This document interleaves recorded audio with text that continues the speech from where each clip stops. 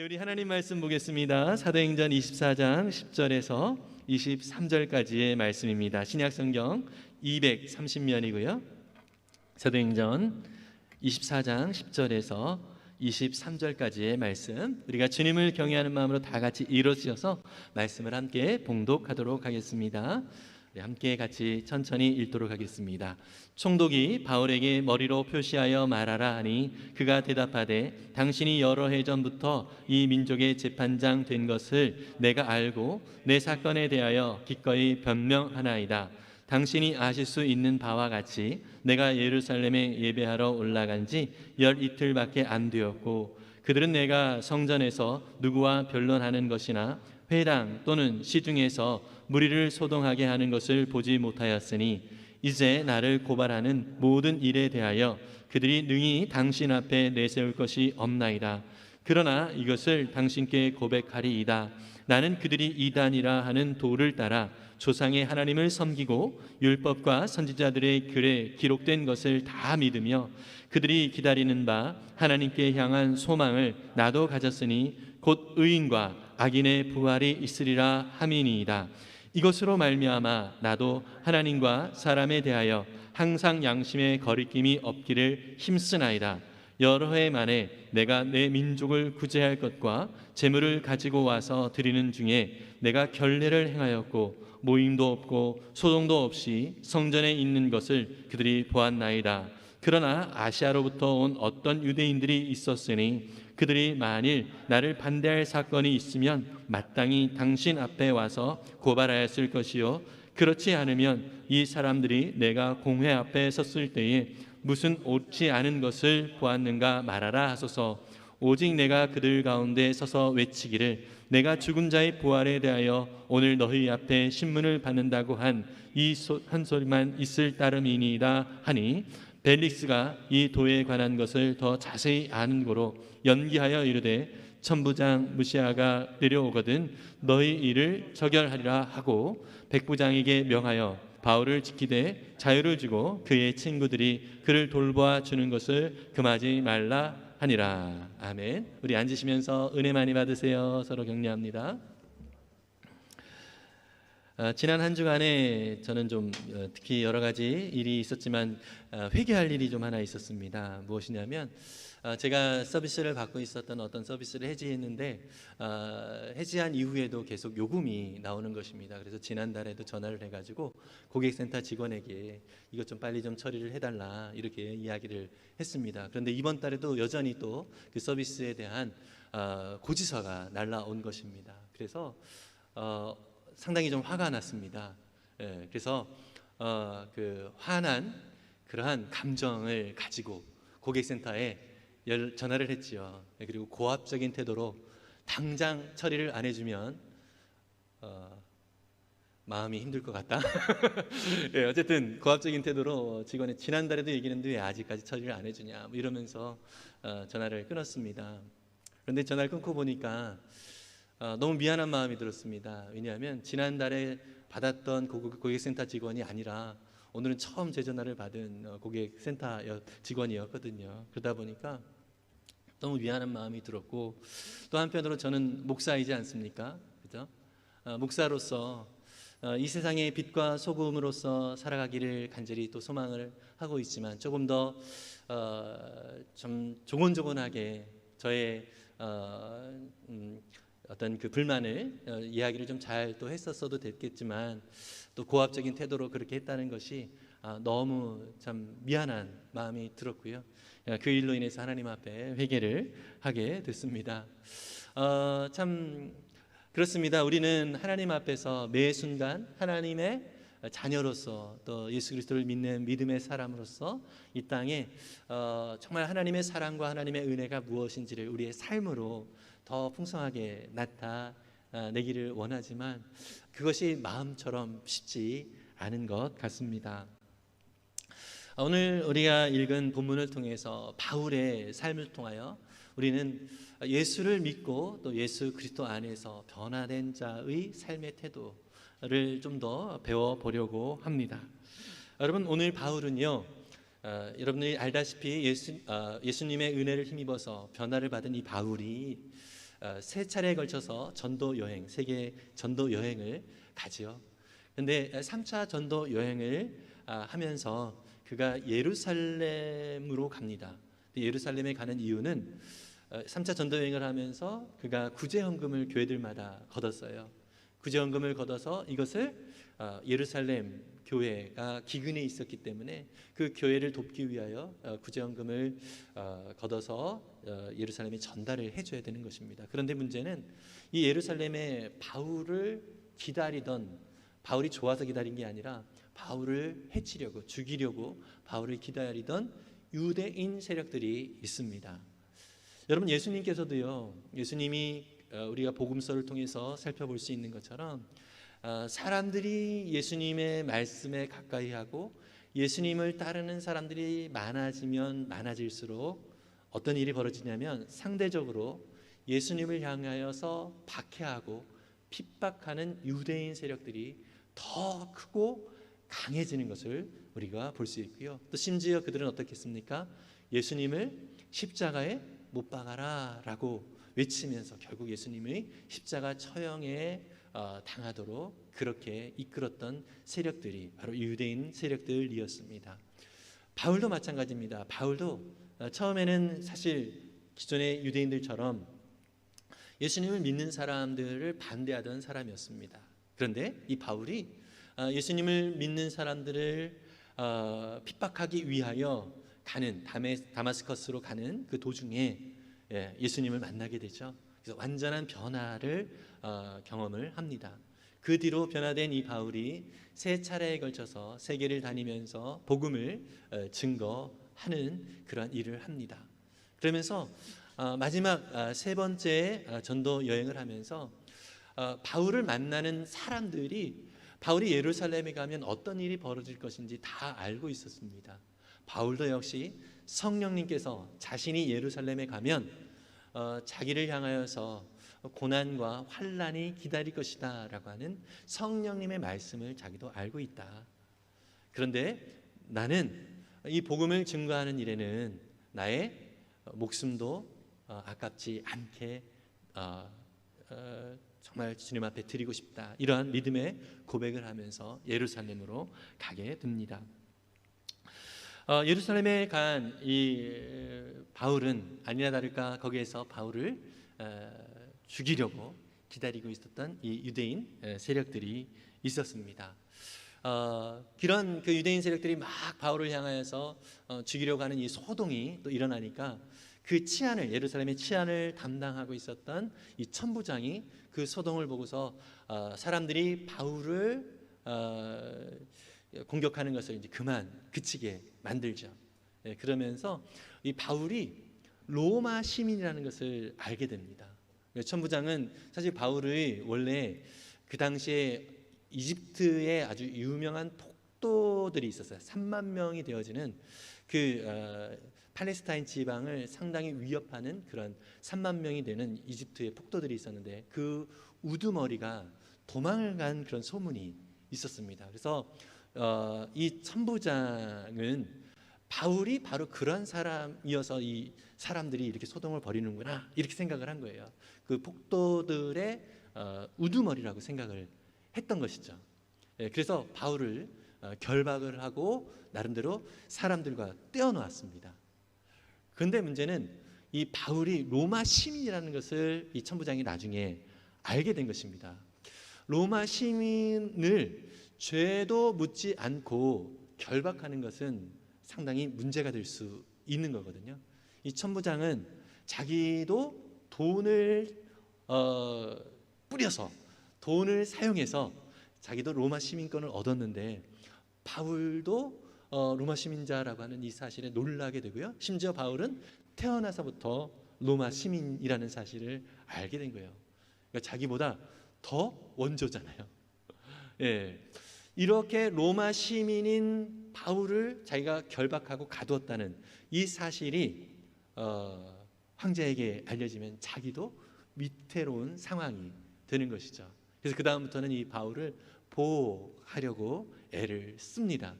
그리고 어떤 첩보를 받게 됐냐면 사람들이 이 유대인들, 바울을 죽이려고 했던 이 유대인들이 바울을 공회에서 신문을 했다가 이제 말이 안 되고 막 자꾸 소동이 일어나니까 이 천부장이 바울을 이렇게 격리를 시켰거든요. 그런데 이제 천부장에게 어떤 요구를 하냐면 바울을 다시 공회로 데리고 와서 우리가 다시 한번 변론을 다음 날 좀 하자고, 그렇게 이제 요청을 합니다. 그런데 실제로는 어떤 음모가 있었냐면 바울이 공회로 오는 그 길목에서 암살단들이 이 바울을 암살하려고 하는 그런 계획이 있었어요. 그 계획을 이 천부장이 바울의 조카를 통하여서 듣게 됩니다. 그래서 결국 밤중에 이 바울을 가이사라로 이동을 하거든요. 가이사라는 어떤 곳이냐면 로마 황제가 그 팔레스타인 지방을 다스리라고 보낸 총독이 있었던, 우리나라도 일제 시대 때 총독이 우리 나라를 또 다스렸잖아요. 그런 것처럼 로마의 황제가 전체 지역을 다 혼자 아우를 수 없기 때문에 그 팔레스타인 지방을 다스릴 총독이 거하는 곳이 가이사라라고 하는 곳이었어요. 이 가이사라는 바울이 붙잡혔던 예루살렘에서 104km가 떨어진 곳입니다. 그러니까 밤중에 내내 그 먼 거리를 그렇게 이동을, 군사들을 470명을 대동을 해가지고 470명을 대동해가지고 그렇게 바울을 호송을 합니다. 그래서 가이사라에 이제 바울이 가 있는 상태고요. 거기에 이제 총독이었던 벨릭스라고 하는 총독이 있었는데 이 벨릭스 총독 앞에 이제 바울이 갔고, 또 바울이 가이사라에 갔다는 소식을 나중에 이 바울을 핍박했던 유대인들 지도자들, 대제사장들과 그리고 장로들 중심으로 해서 이 지도자들이 바울이 가이사라에 갔다는 소식을 듣습니다. 그래서 바울을 이 총독에게 고발하기 위하여 그 사람들도 이 가이사라까지 오게 됩니다. 이게 닷새가 걸린 거예요. 그 닷새 후에 바울이 가이사라에 간 뒤에 닷새 후에 바로 이 사람들이 와서 유대로부터 사람들이 와서 이 유대인들이 바로 바울을 총독에게 고발을 합니다. 근데 오늘 우리가 읽은 본문이요 24장 10절부터 읽었는데요, 이 바로 직전에 어떤 일이 있냐면 이 유대에서부터, 예루살렘에서부터 온 바울을 고발하러 온 사람들이 총독 앞에서 바울을 고발하는데 그냥 고발하는 것이 아니라 그 더둘로라고 하는 변호사를 대동을 한 거예요. 아주 유명한 변호사를 대동을 해서 바울의 죄를 좀 더 확정적으로 이렇게 확실하게 하기 위하여서 그 변호사를 대동해서 변호사를 통해서 바울의 죄목을 이야기를 합니다. 그러면서 이 바울이 이 더둘로가 얘기했던 내용이 뭐냐면 바울이 로마 제국에 대항하여서 정치적 선동을 하고 있다는 것과 또 바울이 거짓 이단의 우두머리로서 사람들을 동요하고 있다는 것, 또 바울이 유대인이 신성시 여기는 성전을 모독했다는 것, 이러한 내용을 가지고 이 더둘로가 이 바울을 고발하는 내용을 가지고 총독에게 말을 합니다. 여기에 대해서 바울이 자기의 변호를 하게 되거든요. 자기의 변호를 하는 내용이 오늘 저와 여러분들이 읽은 사도행전 24장 10절에서 23절까지의 내용이 바로 바울의 변호의 내용인 것입니다. 여러분 그 성경을 좀 이렇게 이 사도행전을 쭉 찬찬히 잘 읽으셨던 분들은 제가 설명하는 내용을 쫙 이렇게 따라오셨을 텐데 좀 성경의 내용과 또 이름이 익숙하지 않은 분들은 도대체 무슨 말인가 이런 생각이 좀 드실 거예요. 그래서 나중에 한번 또 말씀을 좀 다시 이렇게 들으시면 참 좋을 것 같습니다. 어쨌든 지금 바울을 죽이려고 정말 안간힘을 쓰는 이 유대의 대제사장들과 또 장로들, 이 사람들이 변호사 더둘로를 대동을 하여서 바울을 고발을 했고요. 바울은 지금 총독 앞에서, 총독 벨리스 앞에서 자기 자신을 변호하고 있는 것입니다. 근데요, 여러분 이 벨릭스라고 하는 총독이요 원래는 노예 출신이었습니다. 노예 출신이었고 수많은 돈을 이용을 해서 결국 총독의 자리까지 올라가게 된 거예요. 여러분 그래서 높은 지위에 자기가 돈을 많이 써서 올라갔기 때문에 이제 본전을 뽑아야 되는 거 아닙니까? 이 벨릭스가 그 당시 상당히 소문이 어떤 식으로 났냐면 뇌물을 받는 것을 참 좋아하는 사람으로 알려져 있고요. 특히 이제 역사가 요세푸스라고 하는 사람이 이 총독 벨릭스에 대해서 이야기를 하고 있는데, 이 뇌물을 받기를 좋아할 뿐만 아니라 여자를 탐하고 또 온갖 악행을 도모했던 사람이라고 하고요. 또 이 총독 벨릭스 자신에게 반대하는 세력들이 있을 거 아니에요. 이 사람들을 암살자를 동원해서 살해하는 그런 잔인한 지도자 총독이었다라는 내용이 있습니다. 이 벨릭스는 그렇게 악랄한 그런 총독이었던 것이죠. 더불어서 이 벨릭스는요, 그 당시에 유대의 이 대제사장들과 장로들에게도 뇌물을 받았습니다. 여러분, 그림이 그려지나요? 지금 자기가 뇌물을 받은 이 대제사장들 또 장로들이 지금 고발을 하고 있는 거예요. 그러니까 그 편에 들 수 있겠죠. 그런데 이제 바울은 지금 로마의 시민이라는 거죠. 그래서 이런 상황 속에서 벨릭스는 우리가 내용을 살펴보면은 느낄 수 있는 부분이지만, 이 바울을 통하여서 더 많은 돈을 얻고자 하는, 뇌물을 얻고자 하는 그런 마음이 있었던 거예요. 이것을 기회로 삼아서 더 많은 돈을 얻고자 했던 그런 마음이 있고요. 실제로 바울이 어떤 사람이었죠? 3차 전쟁을 하면서 구제헌금을 걷어서 예루살렘 교회에 헌금을 전달했던 사람이잖아요. 그러니까 바울의 수중에 돈이 많이 있겠다. 또 바울이 돈을 이렇게 사람들이 돈을 모을 수 있는 능력 있는 사람, 이렇게 이제 인식을 하고 있었던 것이죠. 세상은 바로 이러한 세상입니다. 상당히 악랄한 그런 총독임에도 불구하고, 여러분 아까 유대의 대제사장들과 장로들이 더둘로라고 하는 변호사를 대동했다고 했잖아요. 이 변호사 더둘로가 이 총독 벨릭스 앞에서 처음에 이렇게 얘기를 합니다. 사도행전 24장 2절에서 4절인데요. 제가 읽겠습니다. 바울이 불러내니 더둘로가 고발하여 말하였다. 벨릭스 총독님, 우리는 총독님의 덕분으로 크게 평안을 누리고 있습니다. 그리고 각하의 선견 지명의 덕택으로 이 나라에서는 개혁을 많이 이룰 수 있었습니다. 어떤 면으로나 또 어디에서나 이것을 인정하며 감사하며 마지 않습니다. 나는 총독님을 오래 방해하지 않겠으니 너그러우신 마음으로 우리의 고발을 잠깐 들어주시기 바랍니다. 서두에 말씀드렸던 것처럼 벨릭스 총독은 상당히 악한 그러한 지도자였습니다. 그런데 지금 더둘로는 총독 앞에 뭐라고 얘기하죠? 당신 총독님 덕분에 평안을 크게 누리고 있다. 그러면서 아부를 하고 있습니다. 사실이 아닌데 자기의 목적을 이루기 위하여 아부하고 있죠. 여러분, 이것이 세상의 모습이라고 하는 것이죠. 벨릭스에게 더둘로는 참 낯간지러운 아첨으로 그의 말을 시작하고 바울의 여러 가지 죄목들을 이야기를 하고 있습니다. 더불어서요, 이 벨릭스는 바울의 또 변호를 듣고 바울에게 죄가 없다는 것을 알게 됐습니다. 그러면 총독으로서 바울의 죄가 없다는 것을 알게 됐으면 어떻게 하죠? 로마 시민이니까 석방을 시켜야 됩니다. 그런데 이 바울을 통해서 계속해서 무엇인가를 얻어내고자 하는 의도가 있었던 거예요. 그래서 그 당시에 가이사랴 헤롯궁이 있었는데, 이 헤롯궁에 지하에 감옥도 있었고요, 또 여러 방들이 있었어요.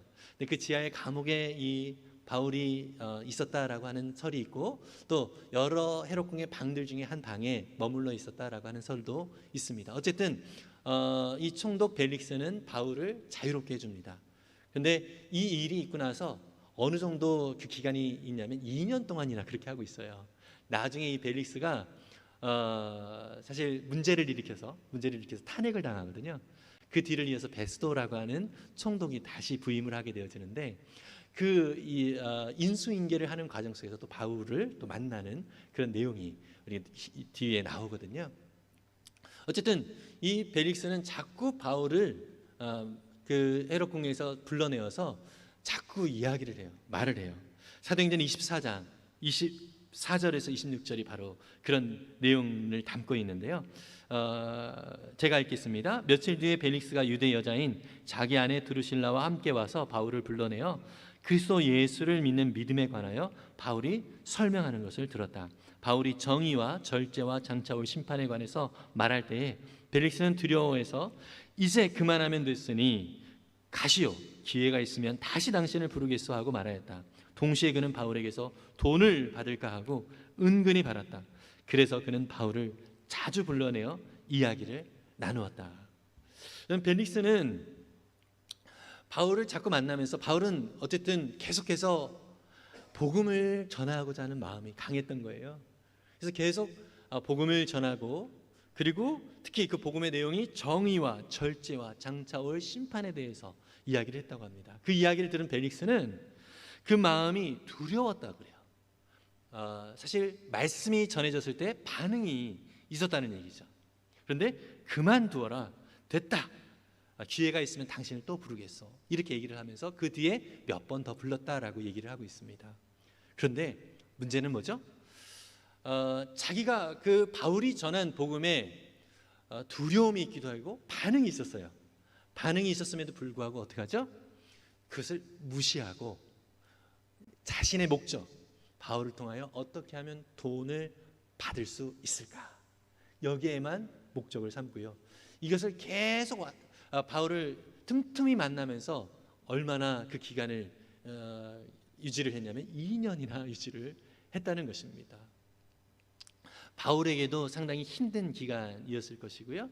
또 벨릭스 자신도 자신의 목적이 이루어지지 않는 것 때문에 상당히 어려웠던 그런 기간이었다라고 생각이 듭니다. 여러분, 세상은 이렇습니다. 끊임없이 자기의 목표를 이루기 위하여 아첨을 하기도 하고요. 또 자기의 죄성, 자기의 유익을 위하여서 하나님의 말씀이 계속해서 그 마음을 두드리고 있음에도 불구하고 그것을 일부러 무시를 하고 자기의 목적을 가지고 여전히 살아가는 그러한 세상의 사람들이 많이 있습니다. 그러나 여러분, 저와 여러분들은 어떠한가 한번 돌이켜 봤으면 좋겠습니다. 하나님의 말씀이 저와 여러분들에게 이렇게 우리의 마음을 계속해서 두드릴 때 우리는 어떻게 반응을 하고 있습니까? 그것을 애써 혹시 외면하고 있지는 않습니까? 아니면 그 말씀에 반응하여 하나님 앞에 믿음으로 겸손히 엎드려 나아가고 있는 우리입니까? 한번 우리 스스로를 돌아보았으면 좋겠습니다. 여러분, 2년이라는 기간 동안 이 벨릭스는 정말 그 시대에서 최고의 복음의 정말 핵심을 잘 얘기해주는 바울이라고 하는 인물에게 개인적으로 복음을 반복해서 들었습니다. 그럼에도 불구하고 그는 애써 자기의 목적을 위하여 그 복음이 자기의 마음을 계속 두드릴 때 그것을 외면했던 이러한 악한 사람이었습니다. 여러분, 저와 여러분들은 하나님의 말씀이 우리 가운데 다가올 때 그 말씀을 믿음으로 또 아멘 하면서 거기에 화답할 수 있는 우리가 될 수 있기를 바랍니다. 우리 자신을 온전히 주님 앞에 내어드리면서 이 땅 가운데서 하나님의 거룩한 자녀로 우리가 부름받았다는 이 사실을 기억하며 그 말씀에 믿음으로 반응하는 우리가 될 수 있기를 바랍니다. 여러분, 이렇게 정말 터무니없는 그런 상황 속에서 바울은 지금 고발을 당하고 또 재판장의 자리에 나와 있습니다. 그럼에도 불구하고 바울은요, 끊임없이 자기에게 함께 하셨던 예수 그리스도를 기억하고 또 그 복음이 어떠한 자기를 어떻게 변화시켰는지를 자기가 변화하는 그 순간에도 복음을 거기에 담아서 전하고 있는 것을 볼 수 있습니다. 바울에게는 끊임없이 그를 공격하는 사람들이 있었지만 그 공격이 심하면 심할수록 더욱더 하나님의 그 말씀으로 그는 더 굳건하게 무장이 되었던 것을 볼 수 있습니다. 사도행전 23장 12절 13절에 보면은요, 바울을 향하여서 이렇게 강하게 반대하는 사람들이 있었어요. 날이 새니 유대 사람들이 모의하여 바울을 죽이기 전에는 먹지도 마시지도 않겠다고 맹세하였다. 이 모의에 가담한 사람은 40명이 넘었다. 바울을 죽이기 위하여 끊임없이 바울을 공격하는 사람들, 그 세력들이 참 많이 있었다라고 하는 것이죠. 그럼에도 불구하고 바울은 여기에 대해서 두려워하고 염려하지 아니하고 오직 하나님 앞에 그의 모습으로 또 진리 가운데 굳건히 서서 복음을 당당하게 증거하는 것에 관심을 가졌던 것을 볼 수 있습니다. 사도행전 24장 14절과 15절 오늘 본문 속에서도 총독 앞에 변호하는 순간에도 바울은 복음을 전하고 있는 것을 볼 수 있는데, 한번 우리 세 번역으로 같이 읽어보겠습니다. 사도행전 24장 14절 15절입니다. 같이 읽습니다. 그러나 나는 총독님께 이 사실을 고백합니다. 그것은 내가 그들이 이단이라고 하는 그 도를 따라 우리 조상의 하나님을 섬기고 율법과 예언서에 기록되어 있는 모든 것을 믿는다는 사실입니다. 그리고 나는 하나님께 소망을 두고 있는데 나를 고발하는 이 사람들도 그 소망이 이루어지기를 고대하고 있습니다. 곧 그것은 의로운 사람들과 불의한 사람들의 부활이 장차 있으리라는 것입니다. 아멘. 여러분, 자기를 변호하는, 자기는 무죄다라고 하는 이 변호하는 그런 상황 속에서도 자기가 어떠한 소망을 가지고 있는지 이 총독 벨릭스에게 말을 하고 있습니다. 참 너무나도 이 바울의 모습이 너무 존경스럽습니다. 정말 우리도 경험하지 않습니까? 하나님과 함께하는 이 시간이 너무 귀하고 너무 값지고 또 하나님이 주신 은혜가 너무 참 크다라는 생각들을 참 많이 하게 됩니다. 그러면서 이 하나님의 사랑과 하나님의 은혜를 함께 나누고 싶은데 이 세상의 위협 앞에서 쪼그라드는 우리 스스로를 많이 느끼게 되어지는데요. 그럼에도 불구하고 바울은 끊임없이 담대하게 또 당당하게 복음을 증거하고 있는 것처럼 우리 모두가 우리의 상황이 어떠하든지 간에 하나님의 복음을 정말 당당하게 증거하고 우리를 통하여 예수 그리스도의 사랑이 그 부활의 아름다운 복음의 소식이 증거되어질 수 있는 우리의 삶이 되어지면 참 좋겠습니다. 여러분, 바울이 이렇게 증거하고 또 당당할 수 있었던 것, 그가 특히 죽음의 위협을 받음에도 불구하고 당당할 수 있었던 이유는 무엇일까요? 그것은 하나님께서 그에게 허락하여 주신 약속의 말씀이 있었기 때문입니다. 사도행전 23장 11절인데요. 함께 읽어보겠습니다. 그날 밤에 주님께서 바울 곁에 서서 말씀하셨다. 용기를 내어라. 내가 예루살렘에서 나의 일을 증언한 것과 같이 로마에서도 증언하여야 한다. 아멘. 여러분, 참 힘겨운 그런 상황 속에서도 고발을 당하고 또 자기를 공격하는 사람들에게 폭행을 당하고 있는 그런 상황 앞에서도 바울은 주님의 음성에 더 귀를 기울였습니다. 용기를 내어라. 내가 예루살렘에서 나의 일을 증언한 것과 같이 로마에서도 증언하여야 하리라.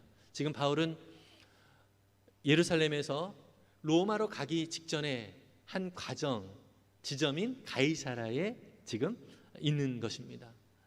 이 가이사라에서 배를 타고 이제 로마로 가게 되어지는데요.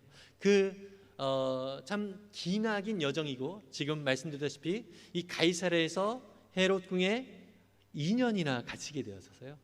2년이나 갇히게 되어지는 이런 상황 속에서도 하나님께서 약속하신 그 말씀을 기억했습니다. 너가 로마에서도 복음을 증거하게 될 것이다 라고 하는 이 약속의 말씀을 듣게 된 것입니다. 여러분, 그렇습니다. 이 약속이 있다면 우리 가운데 있는 어떠한 상황 또 어떠한 형편이든지 상관이 없이 그것에 대해서 좀 더 여유로운 마음을 가질 수가 있게 되는 것이죠. 하나님은 약속에 신실하신 분이십니다. 믿으십니까? 저와 여러분들에게도 하나님이 약속을 해주셨습니다. 우리 어떤 약속을 해주셨죠?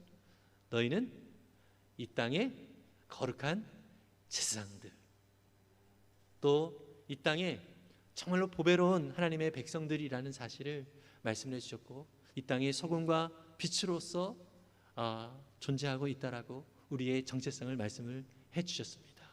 여러분, 지금 내가 이 땅 가운데서 빛과 또 소금으로서의 그 사명을 감당하지 못한다 할지라도 하나님은 분명히 저와 여러분들을 향한 약속을 주셨습니다. 이 땅 가운데 하나님의 복음을 아름답게 드러내는 자로 또 하나님과 함께 동행하는 자의 그 기쁨을 그 풍성함이 무엇인지를 나타내는 자로 우리를 세워주셨습니다. 믿으십니까? 이 약속의 말씀을 붙들고 우리의 삶이 주님의 영광을 나타내고 그 복음을 증거하는 자로 우리가 존재하고 있다는 사실을 기억하면서 믿음으로 주님 앞에 굳건히 서는 우리 모두가 될 수 있기를 간절히 바랍니다. 또한 바울은요, 자기가 어떤 존재인지를 그 정체성에 굳건히 그 마음에 간직을 하고 있었던 것 같습니다. 자기 정체성을 확인을 늘 했던 것 같습니다. 사도행전 9장 15절과 16절에 보면은요, 바울이 처음 변화가 되었을 때에 아나니아라고 하는 예수님의 제자를 만나게 되는데, 이 아나니아에게 사실 바울이 상당히 예수 믿는 사람들을 핍박을 했던 상황이었기 때문에 아나니아에게 너가 바울을 만나라 이렇게 얘기했을 때 아나니아가 상당히 두려워했어요. 그때 하나님께서 이 아나니아에게 말씀을 하시고 바울에게 전해라 이렇게 얘기를 하시는데, 그 말씀이 무엇이냐면 사도행전 9장 15절과 16절인데 함께 읽어볼게요. 주님께서 그에게 말씀하셨다. 가거라. 그는 내 이름을 이방 사람들과 임금들과 이스라엘 자손들 앞에 가지고 갈 내가 택한 내 그릇이다.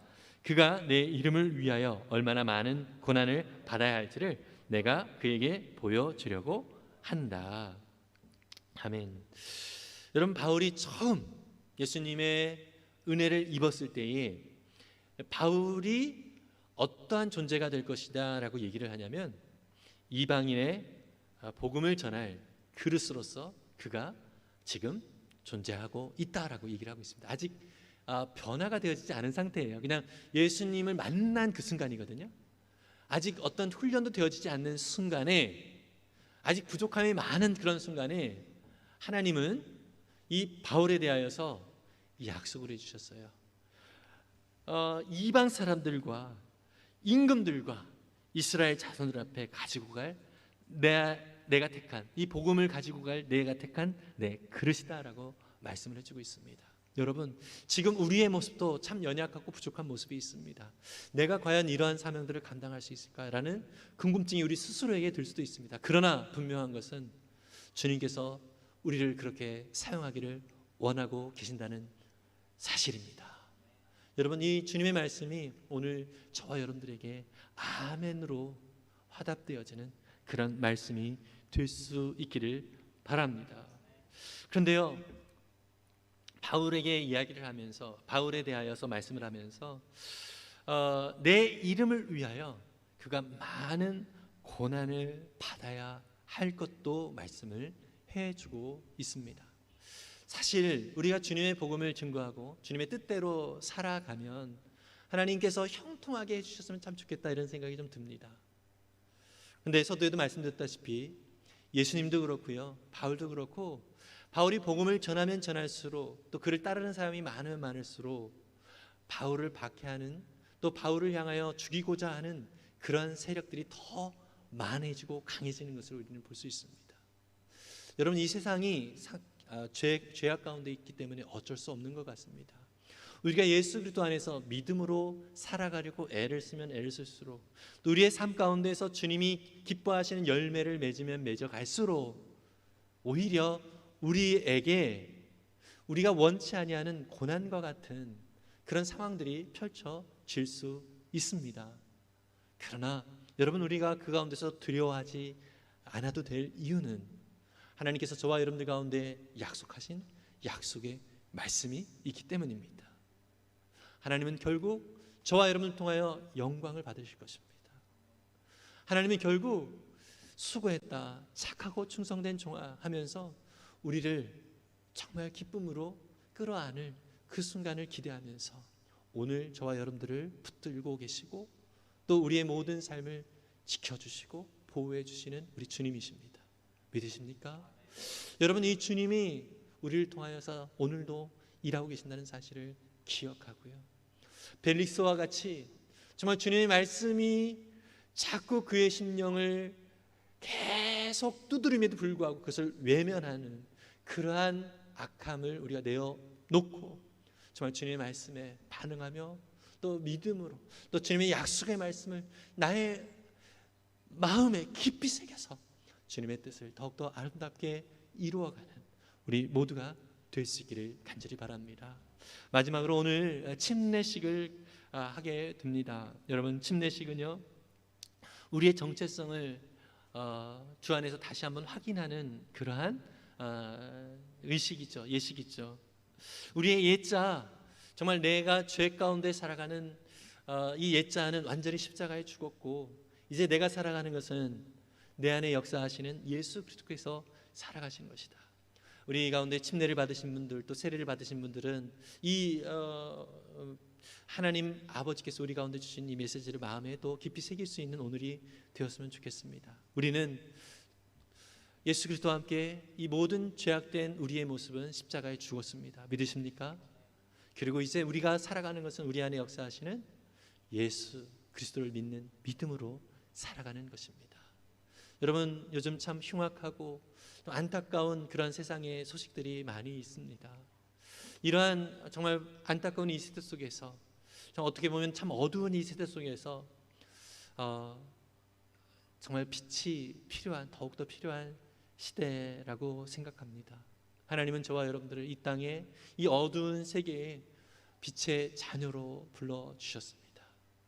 여러분, 참으로 힘겹고 악하고 흉악한 이 세대 속에 정말로 하나님의 빛의 자녀로서의 아름다움을 저와 여러분들이 이 세상 가운데서 우리가 살아가는 곳곳에서 더 아름답게 나타낼 수 있기를 바랍니다.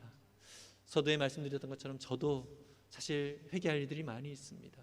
세상의 빛의 자녀로서, 심지어 목회자로서 정말로 그 빛의 사명을 감당해야 되는데 그것을 망각하고 그냥 내 감정과 내 욕정을 따라 했던 이 모습이 참 어쩔 수 없는 이 시대의 흐름 속에서 정말 나를 사로잡는 이 세상의 분위기인 것 같습니다.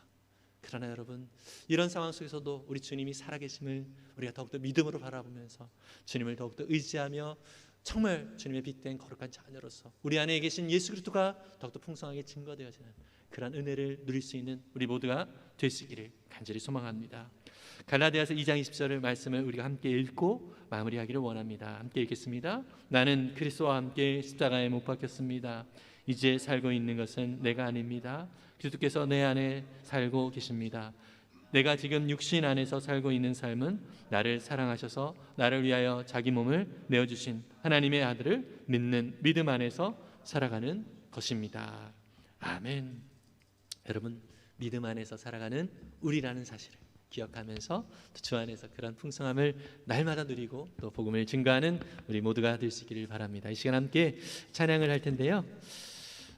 믿음과 삶이라고 하는 찬양입니다. 말씀을 기억하면서 사실 우리는 정말 삶으로 믿음을 나타내는 이 실력이 참 부족합니다. 그러나 우리 안에 누가 계세요? 예수 그리스도께서 계십니다. 우리 주님께 의지하면 그렇게 살아갈 수 있는 힘을 주실 수 있다는 사실을 기억하면서 주님을 더욱더 의지하며 나아가면 좋겠습니다. 함께 찬양하고 잠시 기도하겠습니다.